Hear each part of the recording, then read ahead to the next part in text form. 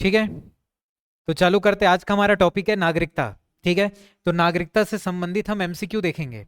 ठीक, तो इसमें जो पहला सवाल है, भारतीय संविधान के कौन से अनुच्छेद नागरिकता से संबंधित है? ठीक है, तो बताओ कौन सा अनुच्छेद संबंधित है नागरिकता से? तो आर्टिकल 5 से 11। ठीक है, अब देखो, ये तो अनुच्छेद की बात हो गई। अगर पूछेगा कौन सा अनुच्छेद, कौन सा अनुच्छेद बोलता हूं, नागरिकता अनुच्छेद है 5 से 11, कौन सा भाग नागरिकता से संबंधित है? तो भाग 2, पार्ट 2, पार्ट 2 और आर्टिकल 5 से 11। तो ये पार्ट 2 को भी याद रखना। ठीक है, दूसरा सवाल, भारतीय संविधान निम्नलिखित में से कौन सी नागरिकता प्रदान करता है? तो कैसी नागरिकता प्रदान करता है? एकल नागरिकता, सिंगल सिटीजनशिप। जो हमको नागरिकता मिली है हमारे देश की, वो कैसा है? सिंगल सिटीजनशिप है। ठीक है, और जैसे कि अमेरिका में आप देखोगे, वहां पर डुअल सिटीजनशिप है, वहां पर दो नागरिकता मिलता है, एक देश का एक राज्य का। लेकिन हमारे देश में ऐसा नहीं है, हमारे देश में सब चीजों का एक ही है, क्या? नागरिकता। तीसरा सवाल, किस अनुच्छेद के तहत संसद को नागरिकता के संबंध में कानून बनाने का अधिकार प्रदान किया गया है? तो ये क्या है? आर्टिकल 11। आर्टिकल 11 में क्या लिखा है? आर्टिकल 11 में ये लिखा है कि नागरिकता से रिलेटेड जो भी कानून होगा वो कौन बनाएगा? संसद ही बनाएगा। ठीक है, नागरिकता से रिलेटेड जो भी कानून होगा वो कौन बनाएगा? संसद। तो ये किसमें लिखा? आर्टिकल 11 में।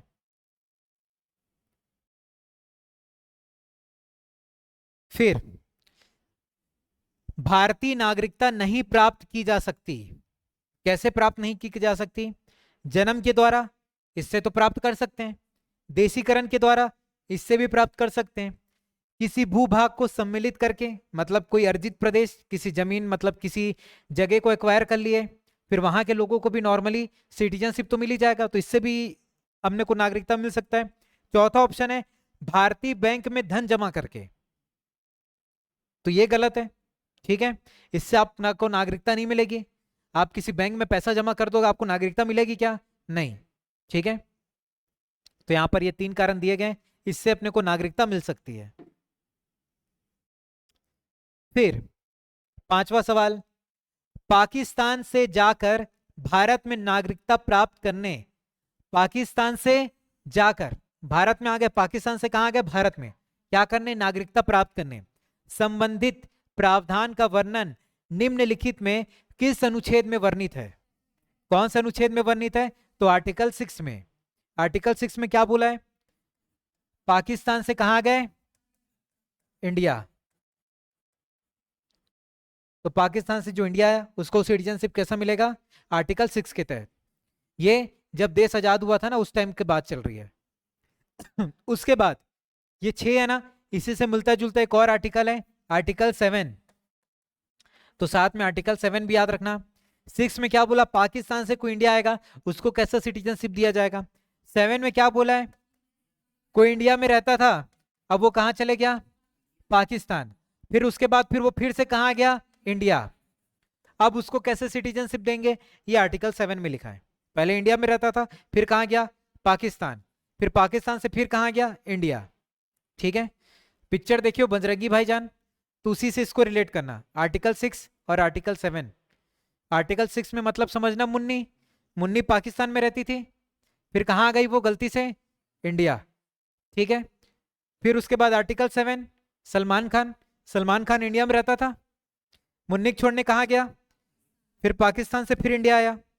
ठीक है, तो ऐसे याद रख लेना, आर्टिकल 6 मुन्नी, आर्टिकल 7 बजरंगी भाईजान। ठीक, फिर नागरिकता के लोप होने का एक नियम है। लोप मतलब नागरिकता के खत्म होने का। ठीक है, तो क्या लिखा है? पहला ऑप्शन, नागरिकता के खत्म होने का एक नियम है, परिवार से बिछड़ जाने पर।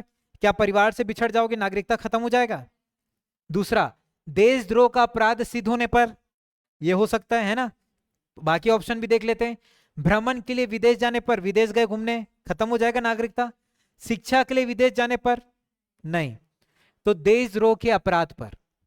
ठीक है, अगर आप देशद्रोही पाए गए तो आपकी नागरिकता खत्म कर दी जाएगी। फिर 7वां क्वेश्चन, एक व्यक्ति नागरिकता के अधिकार कैसे खो सकता है? कैसे खो सकता है अपने नागरिकता के अधिकार को? तो देखो, एक व्यक्ति किसी दूसरे देश में 2 महीने के लिए चला जाता है, तो क्या उसकी नागरिकता खत्म हो जाएगी? 2 महीने गया तो नहीं। एक व्यक्ति दूसरे देश की नागरिकता ले लेता है। एक व्यक्ति दूसरे देश की नागरिकता ले लिया, अब दूसरे देश की लेगा तो उसके भारत की नागरिकता ऑटोमेटिकली समाप्त हो जाएगा। ये आर्टिकल 9 में लिखा है, ठीक है, तो यही होगा आंसर। बाकी ऑप्शन में क्या लिखा है? एक व्यक्ति देश के लिए कर्तव्यों का प्रदर्शन नहीं करता है, आप अपने कर्तव्य पूरा करो नहीं करो उससे कोई मतलब नहीं है। एक व्यक्ति बहुराष्ट्रीय कंपनी में काम करता है, मल्टीनेशनल कंपनी में, इससे भी कोई मतलब नहीं है, आप किसी भी कंपनी में काम करो, ठीक है। तो कैसे खत्म होगा? दूसरे देश की नागरिकता ले लोगे तब। फिर 8वां सवाल, निम्नलिखित में से कौन सी शर्त भारत की नागरिकता प्राप्त करने के लिए नहीं है? ठीक है, तो देखो पहला क्या लिखा है? अधिवास। अधिवास मतलब होता है डोमिसाइल, निवासी बोलते हैं ना, ठीक है। दूसरा है वंशाक्रम, इससे तो प्राप्त कर सकते हैं, पंजीकरण से भी प्राप्त कर सकते हैं। संपत्ति स्वामित्व, ठीक है, आपके पास ज्यादा संपत्ति है तो इससे ये वाला ऑप्शन गलत है, ठीक है, इससे आप नागरिकता प्राप्त नहीं कर सकते, अपना संपत्ति वगैरह दिखा के प्राप्त नहीं कर सकते। 9वां सवाल, भारतीय नागरिक कितने तरीकों से, भारतीय नागरिकता कितने तरीकों से हासिल की जा सकती है? कितने तरीकों से? तो 5 तरीका है। क्या क्या बताओ? जन्म है,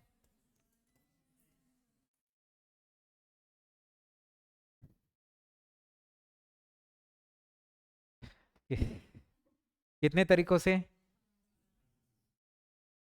क्या हो गया ये?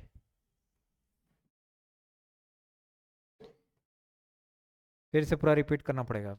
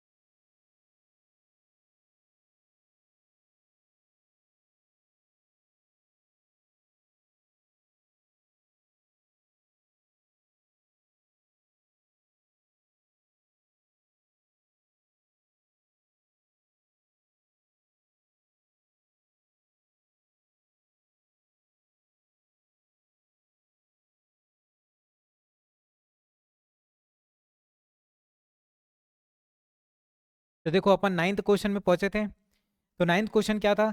भारतीय नागरिकता कितने तरीकों से हासिल किया जा सकता है, ठीक है। तो इसका आंसर है कितने तरीकों से? हम 5 तरीके से भारतीय नागरिकता हासिल कर सकते हैं, ठीक है। 5 तरीके क्या है? एक तो जन्म के आधार पर, एक वंशाक्रम, ठीक है, फिर दूसरा पंजीकरण मतलब रजिस्ट्रेशन, ठीक है, फिर देशीकरण, देशीकरण से भी नागरिकता हासिल किया जा सकता है, फिर उसके बाद अर्जित प्रदेश, किसी जगह को या किसी देश को हमने एक्वायर कर लिया, ठीक है, तो वहां के लोग ऑटोमेटिकली उनको भारतीय नागरिकता मिल जाएगी। तो ये 5 तरीके से हम भारतीय नागरिकता को हासिल कर सकते हैं। तो 5 तरीका वो याद रखना, ना इससे कम है ना इससे ज्यादा है। उसके बाद भारत के संदर्भ में निम्नलिखित कथनों पर विचार कीजिए। ठीक है, पहला, भारत में केवल एक ही नागरिकता और एक ही अधिवास है। ठीक है, क्या ये सही है कि गलत है? ये सही है। भारत में केवल एक ही नागरिकता मिलता है ना, और एक ही अधिवास मतलब डोमिसाइल, अपने को एक ही डोमिसाइल मिला है। दूसरी बात, जो व्यक्ति जन्म से नागरिक हो केवल वही राष्ट्र का अध्यक्ष बन सकता है। राष्ट्र का अध्यक्ष मतलब जैसे राष्ट्रपति हो गया, ऐसा। तो क्या ये सही है? नहीं, ये सही नहीं है। दूसरा, जिस विदेशी को एक बार नागरिकता दे दी गई है, किसी भी परिस्थिति में उसे इससे वंचित नहीं किया जा सकता। तो ये भी क्या है? गलत। हम उसको वंचित कर सकते हैं ना भाई, किसी विदेशी को हमने नागरिकता दे दिया, अब मान लो वो किसी गलत काम में पकड़ा गया, देशद्रोही वाला काम कर रहा है, संविधान का पालन नहीं कर रहा है, तो हम उसको वंचित कर सकते हैं ना। एक बार दे दिया तो परमानेंट रहेगा, ऐसा नहीं है। तो यहां पर सिर्फ केवल ऑप्शन मतलब केवल पॉइंट 1 सही है। ठीक, समझे तीनों पॉइंट का मतलब? आगे बढ़े, फिर देखो, भारतीय नागरिकता के बारे में निम्नलिखित वाक्यों पर विचार करिए। तो पहला लिखा है त्याग, स्वेच्छा से भारतीय नागरिकता छोड़ देना, सही है? सही है। दूसरा, समाप्ति, विदेशी नागरिकता प्राप्त करने पर स्वतः नागरिकता खो देना, सही है? सही है। तीसरा, वंचित करना, धोखाधड़ी किया आपने, अनास्था या राष्ट्र विरोधी गतिविधियों के लिए सरकार द्वारा नागरिकता रद्द करना, सही है? सही है ना, धोखाधड़ी कर रहे हो, ठीक है, या फिर देशद्रोही वाला काम कर रहे हो।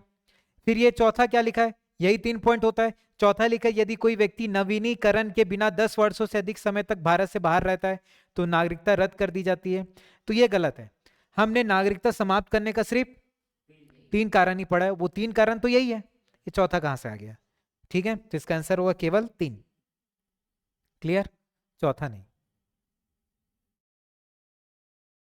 भारत का एक नागरिक अपनी नागरिकता खो देगा यदि वह, ठीक है, यदि वह कैसे नागरिकता खो देगा? भारतीय नागरिकता का परित्याग करता है। परित्याग मतलब खुद की इच्छा से नागरिकता छोड़ देना। तो क्या ये सही है? सही है ना। स्वेच्छा से अन्य देश की नागरिकता प्राप्त करता है, सही है? सही है। किसी अन्य देश के नागरिक से विवाह करता है, सही है? नहीं, गलत है। मैं किसी और देश की लड़की से विवाह करूंगा तो मेरी नागरिकता खत्म हो जाएगी क्या? नहीं। ठीक है। सरकार की आलोचना करता है तो इससे भी नागरिकता खत्म होगी? नहीं, आलोचना तो हर कोई करता है ना सरकार का। ठीक है, तो ये 2 ऑप्शन है, ये 2 ऑप्शन सही है इसमें से। ठीक है, तो ऑप्शन कौन सा हो जाएगा? सी, केवल 1 और 2। क्वेश्चन नंबर 13, नागरिकता प्राप्त करने के लिए शर्तें निर्धारित करने वाला सक्षम निकाय कौन सा है?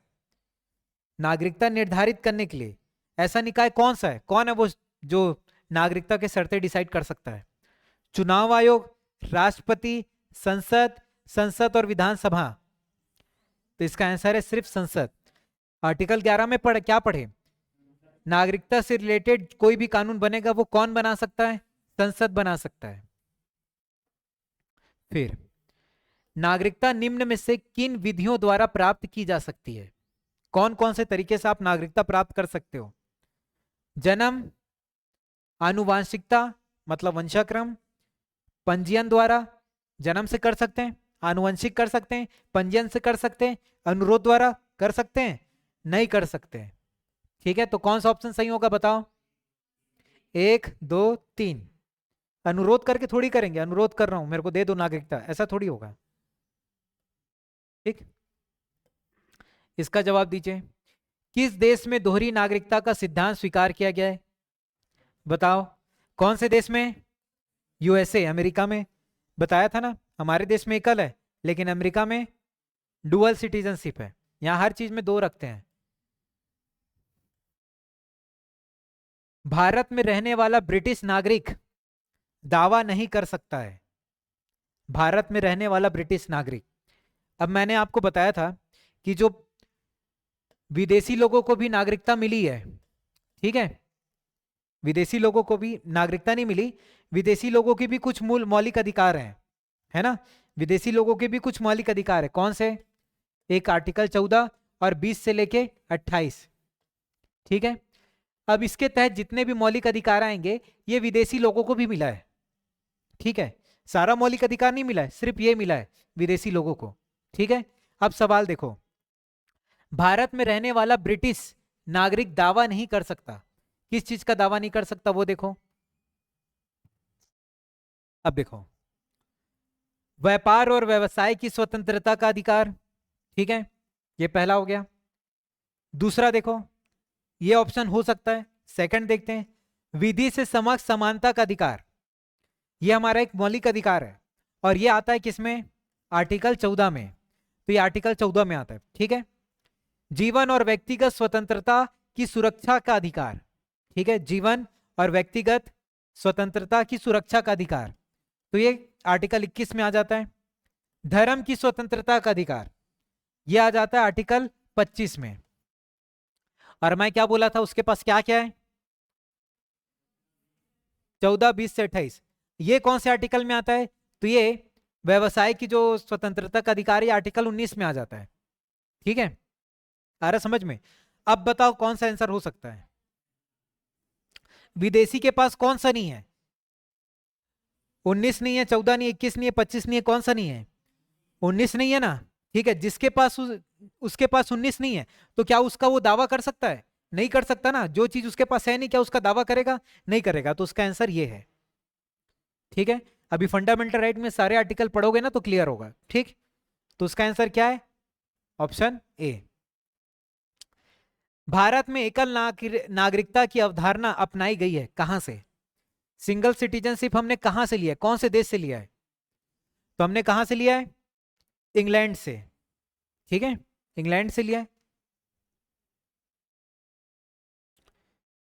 निम्नलिखित में किस वर्ष में भारतीय संसद द्वारा नागरिकता अधिनियम पारित किया गया था? नागरिकता अधिनियम कब पारित किया गया? तो कब पारित किया गया? 1955 में। 1955 के अधिनियम में बताया गया कि हम नागरिकता कैसे कैसे पा सकते हैं और कैसे कैसे खो सकते हैं। ठीक है, याद रहेगा। फिर भारतीय संविधान के अंतर्गत भारत के नागरिकों को कौन से अधिकार प्राप्त हैं जो गैर नागरिकों को प्राप्त नहीं है? कल ही बताया था ना, इंडिया का सिटीजनशिप आप हो तो आपको क्या क्या फायदे मिलेंगे, क्या क्या बेनिफिट्स मिलेंगे। ठीक है, अगर आपके पास इंडियन सिटीजनशिप है तो आपको क्या क्या बेनिफिट मिलेंगे? तो देखो, जो भी सार्वजनिक पद है, जो भी बहुत सारे संवैधानिक पद होते हैं ना, उसमें उस पद को कौन ले सकता है? जो सिर्फ इंडिया का सिटीजनशिप होगा वो। संसद व विधानमंडल का आप सदस्य बन सकते हो, है ना, अगर आपके पास इंडिया का सिटीजनशिप है तो। फिर आर्टिकल 15, 16 एवं 19 में जो मौलिक अधिकार है वो सिर्फ किसके लिए है? भारत के नागरिक के लिए। 15, 16, 19, उसके आगे 29 और 30, ये सिर्फ भारत के नागरिकों के लिए। इसमें एक फायदा और है जो लिखा नहीं है, राइट टू वोट, वोट देने का अधिकार। वोट देने का अधिकार भी किसको मिलता है? भारत के नागरिक को। तो भारत के नागरिक होने का ये सब फायदा आप उठा सकते हो। ठीक है, तो इसका आंसर क्या होगा? डी। ठीक है, निम्न में से किस स्थिति में किसी व्यक्ति को भारतीय नागरिकता से वंचित नहीं किया जा सकता है? कौन सी स्थिति में भारतीय नागरिकता देने से वंचित नहीं किया जा सकता है? तो वो कौन सी स्थिति है? निर्वाचन के दौरान, इलेक्शन चल रहा है, ठीक है, उस टाइम कोई भारतीय नागरिकता लेने आया तो आप उसको मना नहीं कर सकते, आप उसको देना पड़ेगा। ये बहाना नहीं दोगे कि निर्वाचन चल रहा है। दूसरा, आपातकाल के दौरान।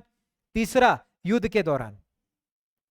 ठीक है, तो आपको भारतीय नागरिकता देना है, ये कारण बचा के उसको वंचित नहीं करना है कि अभी देश में युद्ध चल रहा है, हम आपको भारतीय नागरिकता नहीं दे सकते, ऐसा कहीं पर लिखा नहीं गया है। ठीक है, तो इसका आंसर होगा डी। ठीक है, ये तीनों कारणों की वजह से हम किसी को भारतीय नागरिकता देने से वंचित नहीं कर सकते। समझ आया? 20 के बाद है क्वेश्चन नंबर 21। किस स्थिति में किसी भारतीय व्यक्ति की भारतीय नागरिकता समाप्त हो सकती है?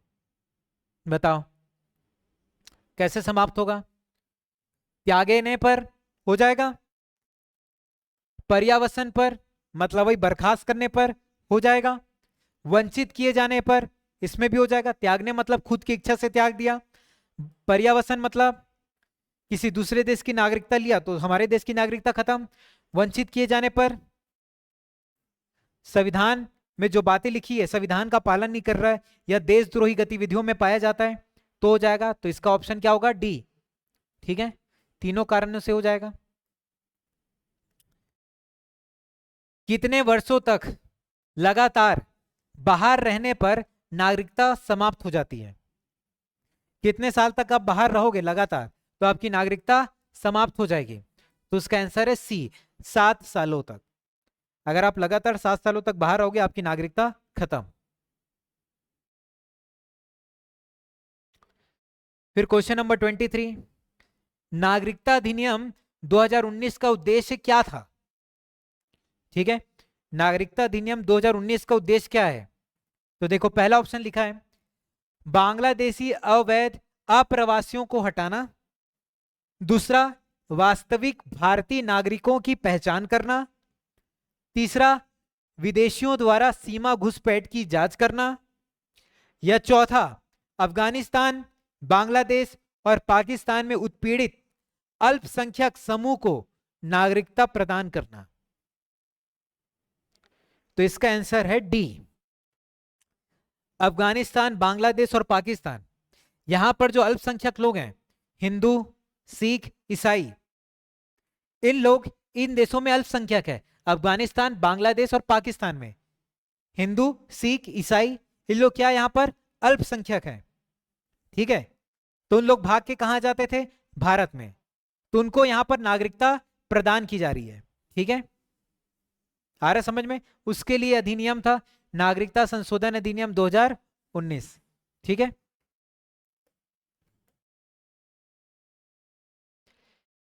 किसी व्यक्ति की भारतीय नागरिकता निलंबित की जा सकती है। देखो कैसे निलंबित करेंगे बताओ? ऑप्शन देखो, पहला पॉइंट क्या लिखा है? यदि कोई व्यक्ति स्वेच्छा से दूसरे देश की नागरिकता ग्रहण कर लेता है, ठीक है, हो जाएगा। यदि वह नागरिकता के दायित्व से परिचित नहीं है, तो ऐसा कहीं लिखा था क्या? नहीं, तो इसको छोड़ो। तीसरा, यदि भारत सरकार को यह विश्वास हो जाए कि नागरिकता छल पूर्वक प्राप्त की गई है, धोखेधड़ी से प्राप्त की गई है। ठीक है, और चौथा देखो, यदि व्यक्ति जन्म से देश का नागरिक है किंतु किसी विदेशी राष्ट्र में युद्ध के दौरान वह शत्रु की सहायता पहुंचाने की गतिविधियों में लिप्त पाया जाता है।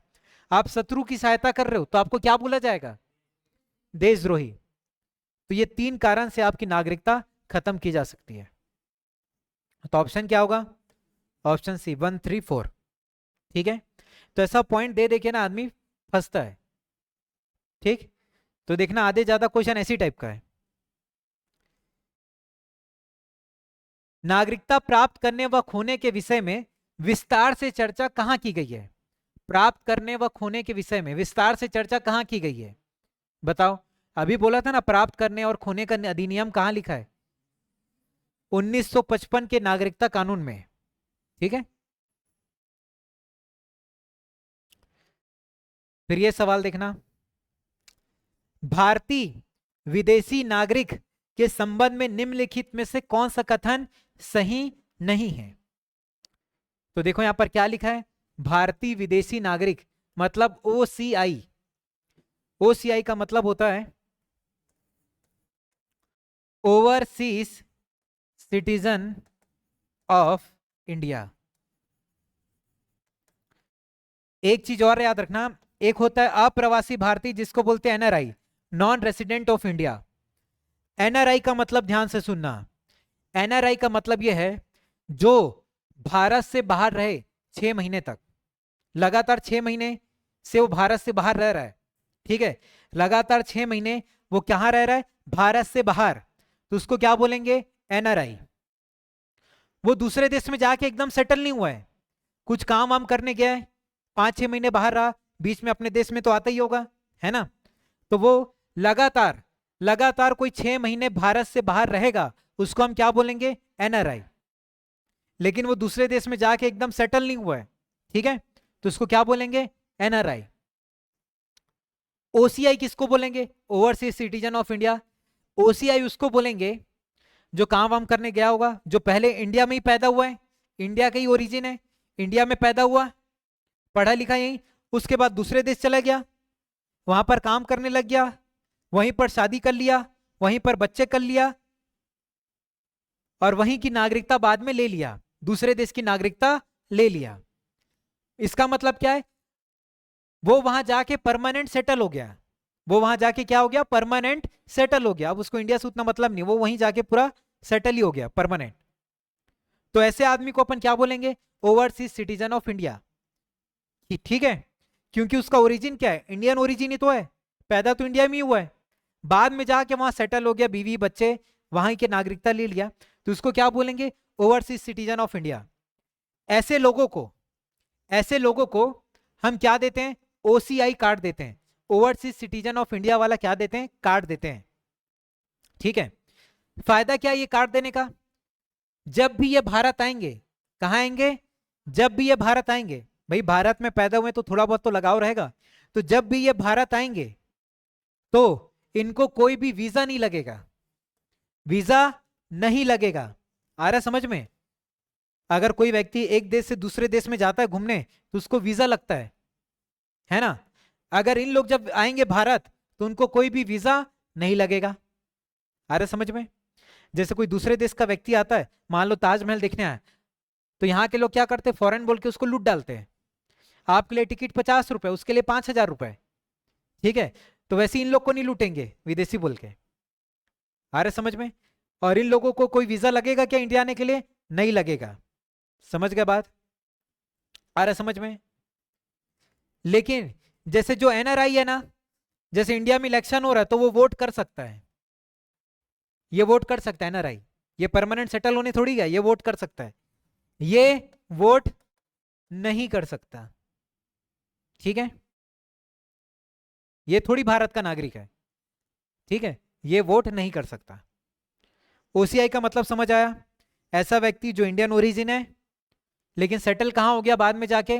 विदेश में सेटल हो गया, बीवी बच्चे सब वहीं हो गए उसके, और नागरिकता वहीं की ले लिया, और हमने उसको क्या दिया है? OCI card. उसका फायदा क्या है? उसको भारत में कभी वीजा नहीं लगेगा। अब ये सवाल को देखते हैं। ठीक है, ओसीआई के संबंध में निम्नलिखित में कौन सा कथन सही नहीं है? ठीक है, इन 4 पॉइंट में कौन सा पॉइंट सही नहीं है? ओसीआई से रिलेटेड कौन सा पॉइंट सही नहीं है? ओसीआई का मतलब समझ गए ना? देखो, एक ओसीआई दूसरे देश का नागरिक होता है, सही है कि नहीं? बताओ, सही है ना? ये भाई दूसरे देश का तो नागरिक है नहीं है, हमारे देश का थोड़ी है। वहां जाके परमानेंट सेटल हो गया तो ये वहां का नागरिक है, बोला ना, वहां की नागरिकता ले लिया, तो ये दूसरे देश का नागरिक है। पहला पॉइंट सही। दूसरा पॉइंट, ओसीआई के पास भारत आने के लिए बहु प्रवेश दीर्घकालीन वीजा होता है। इसके पास वीजा होता है ना, इंडिया आता है तो इसको वीजा लगेगा? नहीं, नहीं लगेगा ना, तो इसके पास वीजा पहले से है। फिर ओसीआई सभी मामलों में अप्रवासी भारतीयों के बराबर होते हैं। अप्रवासी भारतीय मतलब एनआरआई। अब ये बताओ, ये पॉइंट सही है कि नहीं? बताओ, क्या लिखा है? ओसीआई सभी मामलों में अप्रवासी भारतीय मतलब एनआरआई के बराबर होते हैं? नहीं होते हैं। होते हैं क्या? नहीं होते। एनआरआई वोट डाल सकता है, ओसीआई वोट डाल सकता है? नहीं डाल सकता। ठीक है, तो ये बराबर है क्या? नहीं है। ठीक है, तो कौन सा कथन सही नहीं है? ये यहां पर लिखा है बराबर है, तो ये गलत है ना। वहां पर लिखा है ना कौन सा कथन सही नहीं है, तो ये। ठीक है, तो इतना है। ठीक है, सिटीजनशिप से रिलेटेड एमसीक्यू। ठीक।